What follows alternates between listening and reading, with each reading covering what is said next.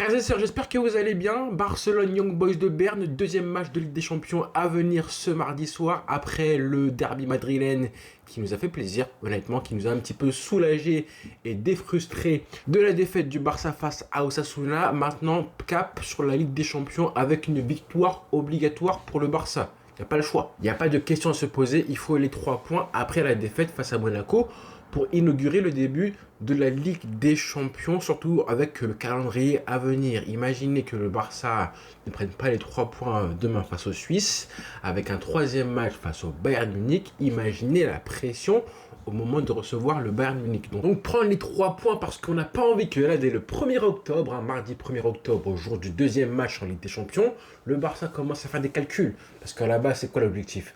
Objectif, évidemment, termine dans les 8 premiers en Ligue des Champions, nouveau format. Sauf que là, avec une défaite et un match nul, par exemple, ça veut dire 1 point sur 6 face à Monaco et Berne, sachant qu'après, tu as le Bayern, Dortmund, Benfica et les gens passent, forcément, ça ferait tâche. C'est inconcevable de prendre un seul point après 2 journées face à ces équipes-là. Alors que de base, je pense que tu devrais être 6 sur 6. C'est mon souhait. Et forcément, si tu ne prends pas les 3 points demain, tu vas commencer à faire des calculs en mode où, écoutez, là, je pense que... là, finalement, on va commencer à espérer seulement être dans les 24 premiers parce que malheureusement, les 8 premiers, c'est mort.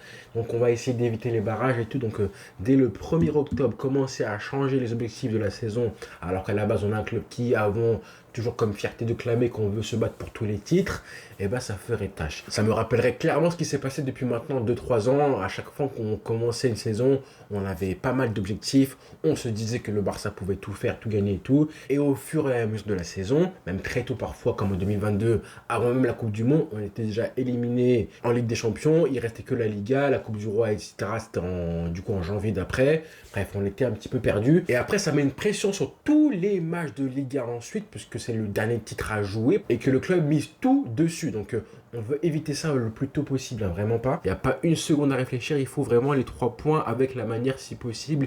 Encore plus avec les rotations qui ont été faites ce week-end-là. Imaginez, Hansi qui a fait des rotations, il a perdu, il a voulu jouer, parier, il a perdu face à Sociedad. Si jamais tu n'arrives pas à prendre les 3 points alors que tu as fait des rotations, ça la fout mal. Et là, je pense qu'on pourra parler de micro, pas une crise, mais une mauvaise passe. Encore plus face à Berne qui est largement abordable comme équipe. On va en parler un petit peu de Berne aujourd'hui parce que j'ai vu leur match. Moi, face à Aston Villa, c'est pas une équipe que tu vois souvent jouer forcément. Mais là, comme c'était le premier match de la LDC, nouvelle édition, nouveau format, forcément, je l'ai regardé. C'était un match intéressant. Alors, ce ne sera pas la même rencontre. Pas du tout, je pense, la même physionomie du match puisque ils étaient à domicile. Match d'ouverture en plus, tu veux faire plaisir, je pense, à tes supporters. En face, c'était Aston Villa, donc je pense qu'ils se sont dit qu'ils avaient de la chance et qu'ici, ils faisaient un beau match, ils pouvaient l'emporter à domicile. On sait comment ça se passe pour les, entre guillemets, petites équipes, sans vouloir leur manquer de respect. Quand elles jouent leur match comme ça en Ligue des Champions à domicile, ces équipes-là n'ont pas peur de jouer un football assez offensif. Donc il y a des espaces qui se créent, des espaces que le Barça n'aura pas en face en jouant demain face à l'équipe suisse, encore moins quand le Barça reçoit. Donc c'est un peu différent, c'est même très différent, c'est un peu plus compliqué parfois de jouer des équipes comme ça. Maintenant, le Barça n'a pas d'excuses, même si le Barça joue face à une équipe qui défend à 10 avec un bloc hyper bas, ce sera justement au Barça de faire le travail nécessaire, un petit peu comme ce qui s'est passé face à Retafe il y a une semaine de ça, pour faire sauter le bloc et la défense des joueurs suisses. Et d'ailleurs, c'est une équipe qui compte beaucoup de joueurs assez costauds, puissants, athlétiques, véloces. Vous allez voir que la défense centrale, les milieux de terrain et même les attaquants, l'attaquant congolais Silver Ganvula, vous allez voir que c'est des joueurs très puissants qui font 1m95, bref, des monstres, des armoires. Et pour ceux qui ont suivi la CAN, il y a aussi dans l'effectif l'attaquant congolais, il y a Meshak de la RDC. Lui, ça reste un joueur assez spécial, j'ai envie de dire. Alors, face à Aston Villa, ils avaient quand même perdu 3-0 à domicile, sacré fessé, avec certes pas mal d'occasions arrêtées, stoppées par Sa Majesté Emiliano Martinez du côté des Villains. Et si je pouvais citer une faiblesse assez flagrante du côté de Berne, c'est un petit peu sur les côtés, les deux latéraux. Je trouve que ce soit Alejandro Balde côté gauche ou Lamine Yamal côté droit, il y a vraiment quelque chose à faire. Donc on espère que, en plus, c'est un match pour eux. En tout cas, Lamine Yamal, c'est un match pour lui. Il a fait un bon match face à Monaco. Il a mis un beau but.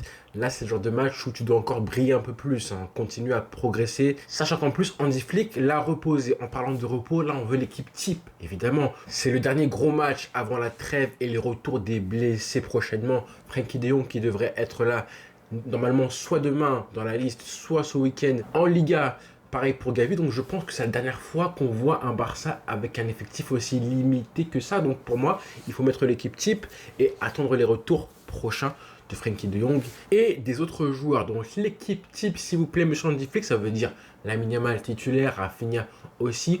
On aura, je pense, Pablo Torre en numéro 10, Pedri et Casado. Eric Garcia est suspendu et j'ai envie de dire tant mieux. Hein. C'est pas forcément utile d'avoir Eric Garcia, ce profil un petit peu défensif pour un match comme ça, sachant que tu es à domicile.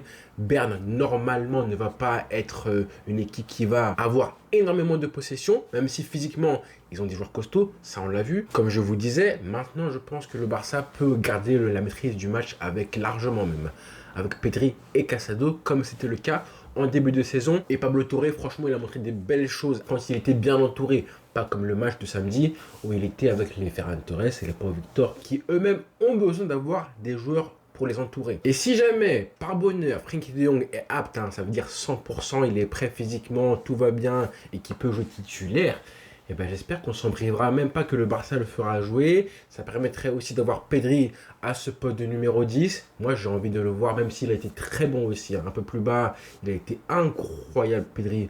Sans doute derrière les Rafinha et Lamine Yamal, le meilleur joueur du Barça en ce début de saison. Entre l'option d'avoir Pedri et Casado au milieu de terrain et un Pablo Torre numéro 10, et la deuxième option c'est d'avoir Pedri numéro 10 et Casado plus Frenkie de Jong au milieu de terrain. Je rappelle que c'est le poste de Pedri avec l'Espagne, avec la Roja. Ben, je pense qu'il y a un peu plus à gratter vers la deuxième option. Après, ce n'est que mon avis, on verra comment ça se dégoupille. Mais on a vraiment envie de revoir Frenkie de Jong. Il a fait l'interview ce week-end, on sent qu'il a faim, qu'il est frustré de ne pas jouer depuis maintenant 5 mois. C'est un truc de fou, 5 mois. Après sa grosse blessure à la cheville lors du dernier Classico. Et puis Ansu Fati, bon là je pense qu'on n'a pas besoin de militer pour son entrée en jeu demain en Ligue des Champions. Parce que voilà, je pense qu'après ce qui s'est passé ce week-end et la petite injustice, mais bon c'est le football, hein, c'est un imprévu en cours de match.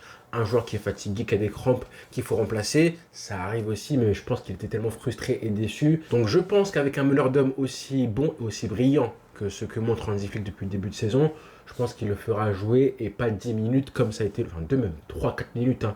Face à Monaco, c'était un petit peu ridicule, mais bon, on était à 10 aussi. Je pense vraiment à 99% qu'on verra Ansu Fati jouer demain. Si vraiment il joue pas, là, il faudra vraiment se poser des questions sur la relation Ansu Fati-Hansi Flick. Mais je pense pas qu'il y ait quelque chose, hein. C'est juste nous, on s'imagine des choses. Et puis il y a aussi le fait qu'il joue beaucoup moins que Ferran Torres en comparaison, donc forcément, ça fait tâche.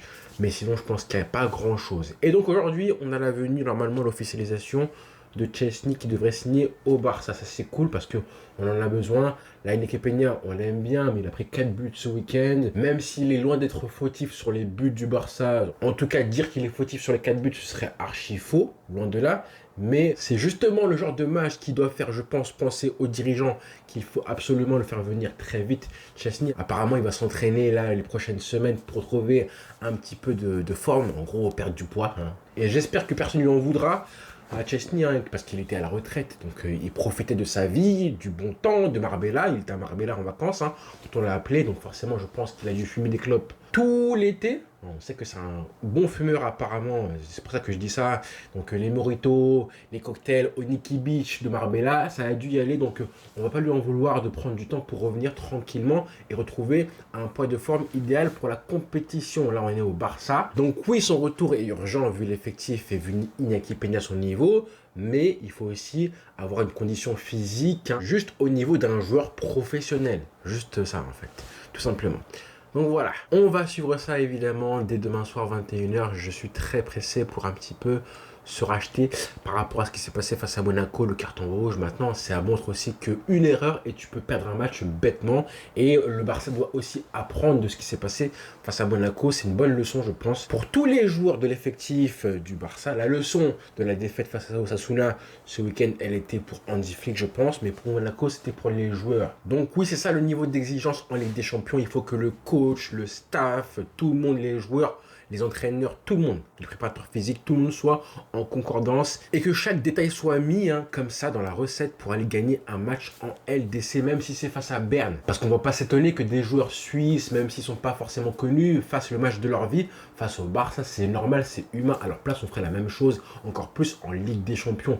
Toutes les équipes se transcendent en Ligue des Champions et on veut que le Barça le fasse aussi enfin et pas l'inverse. Comme je disais souvent, le Barça a tendance depuis maintenant des mois et des années à être moins bon en Ligue des Champions alors que les équipes en général elles se transcendent. Et peu importe que ce soit Berne en face, ça reste un match de prestige que le Barça doit gagner. Je pense que les joueurs ne font même pas de différence en fait, tout simplement. Comme a dit Hansi Flick, il faut jouer tous les matchs à 100%, pas à 80%, peu importe l'adversaire, comme si c'était une finale de LDC. C'est ce qu'on veut demain face à Berne. Si on peut gagner 7-0, eh ben, il faut gagner 7-0. Donc voilà les frères, rendez-vous très vite après la rencontre pour le débriefing.